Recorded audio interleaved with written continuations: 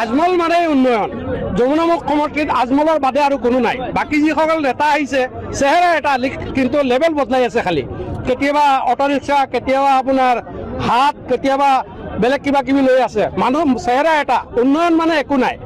একমাত্ৰ উন্নয়ন হ'ল বদৰুদ্দিন আজমল, ইউডিএফ থাকিলে যমুনামুখ সমষ্টিত উন্নয়ন হ'ব।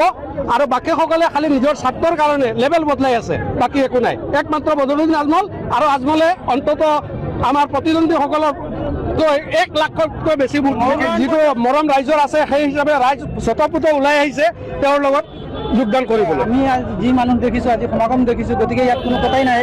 যিসকল লিডাৰ আছে সেইসকলে আজি মানে মোৰ মতে সিহঁতে বাদ দিব লাগে বোলে, আমি আৰু নোৱাৰিম। কাৰণ এই সমষ্টিত উন্নয়ন হ'ল আজমল মানে উন্নয়ন, আৰু উন্নয়ন মানে আজমল। গতিকে ইয়াত আৰু কাৰো শক্তি প্ৰয়োগ কৰিলে একো নহ'ব। আৰু মোৰ মতে আজি যিসকল নেতা আছে তেখেতে বাদ দি দিব লাগে, এৰি দিব লাগে। একাংশই বিগত সময়ত অভিযোগ কৰিছে যে আজমলক প্ৰতিনিধিত্ব কৰা যমুনামুখ পূৰ্বৰ আৰু বৰ্তমানৰ বিন্দাকান্দি উন্নয়ন হোৱা নাই, পথ উন্নয়ন নাই। আগৰ দিনত আমাৰ কালি আগৰ দিন তেনেকুৱা আছিলে, গাড়ী চলতি অৱস্থাত আমি পেচাব কৰি আকৌ গাড়ীত উঠিব পাৰিছোঁ, কিন্তু আজিতো তেনেকুৱা নাই। আজি যিবিলাক ৰাস্তা আছে, ৰাস্তা চাওক, চব পিচ আছে, চব পকী হৈ গৈছে। আৰু কি উন্নয়ন লাগে?